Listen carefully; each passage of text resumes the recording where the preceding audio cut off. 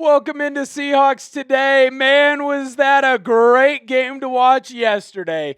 Your Seattle Seahawks absolutely dominated the Arizona Cardinals. And it was just like I predicted. I went into my crystal ball and I said, I think the Seahawks are going to absolutely take some BTA to the Cardinals behind. But then all of a sudden, there were injuries galore. What was going to happen for the Seahawks? No one was really sure.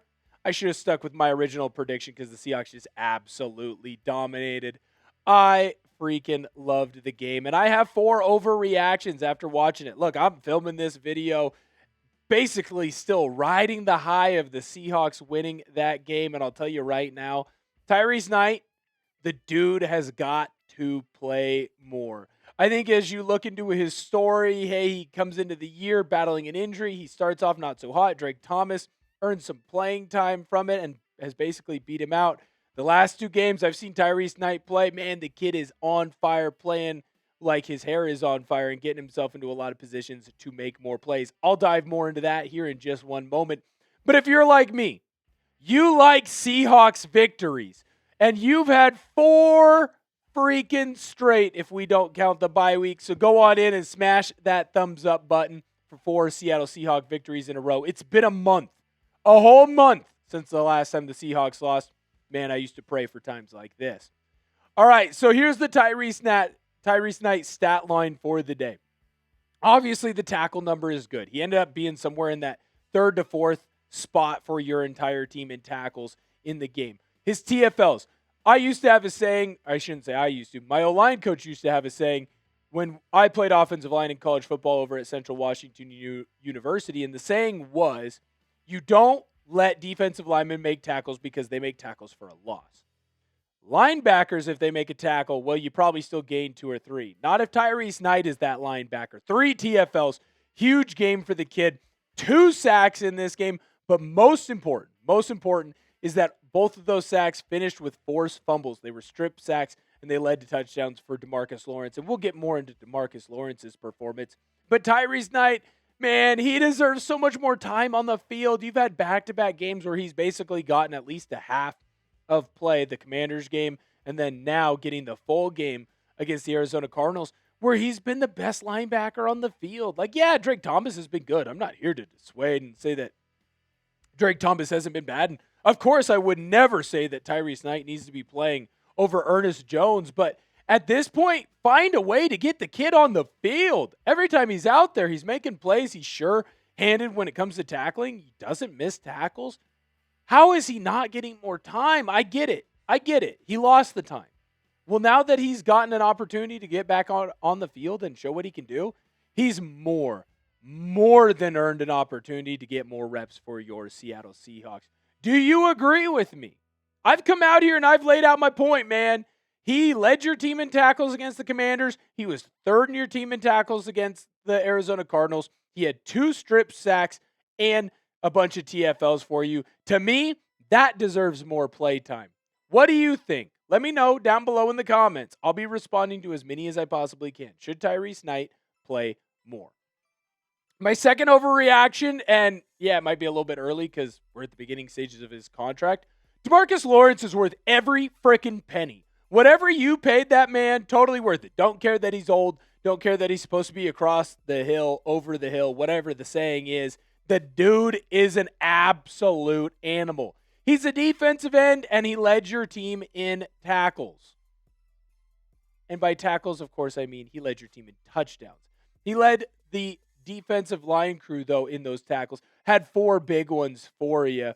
A TFL as well. Got in, was a part of a sack. But again, most important, when Tyrice Knight stripped Jacoby Brissett, not once, but twice in this game, who was Johnny on the spot? It was DeMarcus freaking Lawrence. Now, I want to be clear.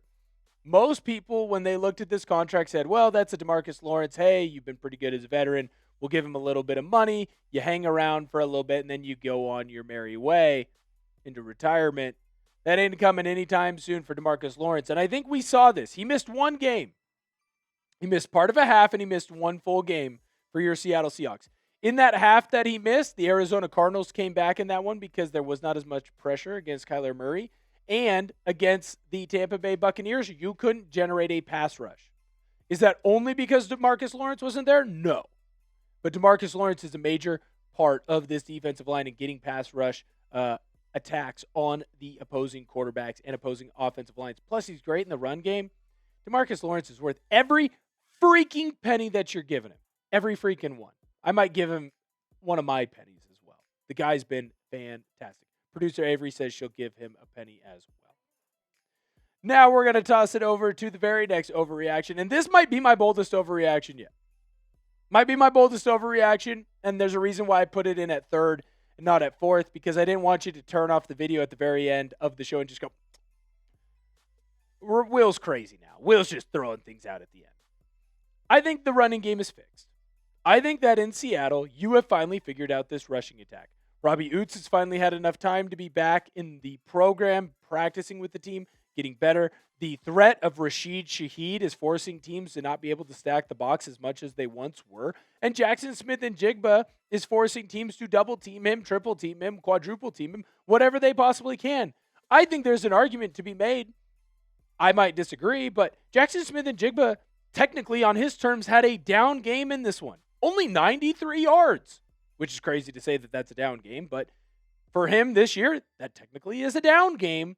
And the rushing attack still did this. Kenneth Walker basically averaging 5 yards a carry, multiple big runs for the kid. I want to say that he ended up having like a 20-yard gain in this one, couple of 10s at minimum. And I think what's most important with Kenneth Walker is he was able to do it on the left and the right side. How often have you heard me on the channel here at Seahawks Today, your host Will Ortner, say, hey, you're doing great when it comes to rushing the football on the left side, but when it comes to the right side, nothing doing. There's nothing there. That wasn't the case against the Arizona Cardinals. You were able to get runs off to the right side, and Kenneth Walker had some big explosives. Zach Charbonnet, he's known as your ground and pound type of guy, and all of a sudden, doesn't matter. Guess what? 6 yards a carry in this game. Multiple big runs for him as well. I believe he even got in a 30-yard run. We don't even have the stats for him, or we're not throwing them up. But George Halani, he got in the end zone in this game. That's 3 running backs that absolutely killed it for this team. To me, that tells me the group is figuring it out. As a running back position room, you are understanding how this offense works. It takes time. Hey, it's a zone scheme. There has to be communication sometimes without being able to talk. What do I mean by that? You have to see what I see, and the offensive line has to see what the running back sees. And then you have to execute, right? Those are all things easier said than done. This running back room is figuring it out, and it couldn't come a moment too soon. If you add in a rushing attack to what this offense is doing in the passing game, no one's going to stop you. No one's going to stop you. You're going into a battle next week against the LA Rams, and look, some are going to say it's for the best in the West, which is fair. You're both tied atop the division right now. Some are going to say that it's for the best in the NFC, and I think that's really more the case. You are looking at 2 teams in the NFC that don't really have any glaring weaknesses. You can run the ball effectively. You play great defense. Honestly, at this point, both teams are stellar. I think it's a matchup of 2 of the top teams in the NFC, and I think you can make the argument it's probably 2 of the top 5 teams in the NFL. I got one more thing that I want to get into when it comes to your Seattle Seahawks and my overreactions on this wonderful Monday. But before I do, I got to let you know about this sweet JSN jersey deal. $40 off chatsports.com/JSN jersey. Look at this thing. Kid's already at 1,000 yards on the year. It's only week 10. Incredible. First receiver all 2025 NFL season to get there. Chatsports.com/JSN jersey. $40 off. Chatsports.com/JSN jersey. $40 off. The last overreaction is you are the best team in the West. And I don't think that this is as bold as many others might claim it would have been 2, 3, 4 weeks ago. At this point, I think it's pretty solid what you are and what you will be. When you look at the injury report for the Seahawks going into this game, it's staggering the amount of players on it. Jake Bobo, out. Torrey Horton, it said doubtful. He was out. Christian Haynes, out. Josh Jobe, starting corner, out. Derek Young, another wide receiver, out. A.J. Barner was able to give it a go. Cooper Kupp was able to give it a go. Ernest Jones, not able to, out. starting defensive lineman, defensive tackle, Jaron Reed, not able to give it a go. Now he's on IR. Julian Love, been on IR basically this whole year. You have an injury report that honestly reads like an old Middle Ages scroll. This guy out, this guy out, this guy out, this guy out, this guy out, this guy out. And you dominated the Arizona Cardinals while you were injured. As injured as you were, you dominated them. And I understand that the Cardinals aren't a good team, but the Commanders are, and you beat the brakes off of them too. Jacksonville isn't terrible. You beat the brakes off of them. Houston Texans, not too bad. You smoked them. Dominated them. At no point through this entire little stretch there that I just went off and mentioned have you been even close to 100% healthy. Let's say best case scenario, you've been 80. And you're dominating. You got guys missing in the secondary. You got guys missing on the D-line. You got guys missing at linebacker. You got half your wide receiver core out. Doesn't matter. Who cares? Pick the ball up. Go and play anybody, anywhere, anytime, any day. Doesn't matter. You go out and you show what this team can do and you continue to dominate and win. How good are you going to be once you're 100% healthy? Do you need to be 100% healthy to beat the Rams? Maybe. Maybe not. We're going to find out on Sunday. I'll tell you right now, you're not going to be 100% healthy. Jaron Reed ain't playing in that game. Drake Young ain't playing in that game. Julian Love ain't playing in that game. Can you win without them? And if you can, how special is this coaching staff? If you're able to win those games without those types of players, Clint Kubiak as the offensive coordinator and Mike Macdonald as the head coach, but really the guy who's running that defensive crew, man, kudos to you. You're worth every penny. I'm giving you unlimited money. I'm giving you blank checks because we got to keep you here in Seattle. If you're able to make this crew turn around this quickly and win this amount of games, with the amount of injuries that you are facing, you are a special, special head coaching staff. And you're a head coaching staff that I don't want to ever leave Seattle. I do think the Seahawks are the best team in the West, but I think that when they're 100% healthy, I'm now starting to wonder, are they still the best team in the West with a couple of big injuries? Because if you are, what's really stopping you from a Super Bowl? If you are, what's really stopping you? These are my overreactions on a Monday. Maybe I'm a little bit insane. Maybe I'm a little bit crazy. Maybe I'm buying a little bit too much into the hype. Tyrice Knight, got to play more, man. Kid's playing unbelievable. DeMarcus Lawrence, he's worth every penny. Give him more. I'll give him one. Producer Avery said she'd give him one. The running game is completely fixed. You can run the football now with the best of them in the NFL. Special, man. Special crew. And I think you're the best in the West.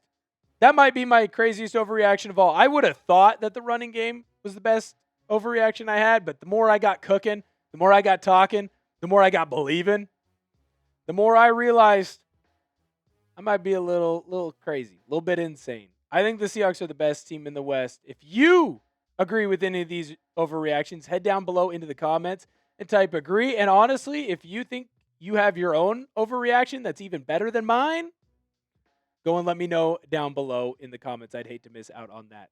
Remember, like the video. 4 straight victories for the Seahawks. You haven't lost in over a month. It's been, 5 weeks in the NFL season since your last loss because of the bye week?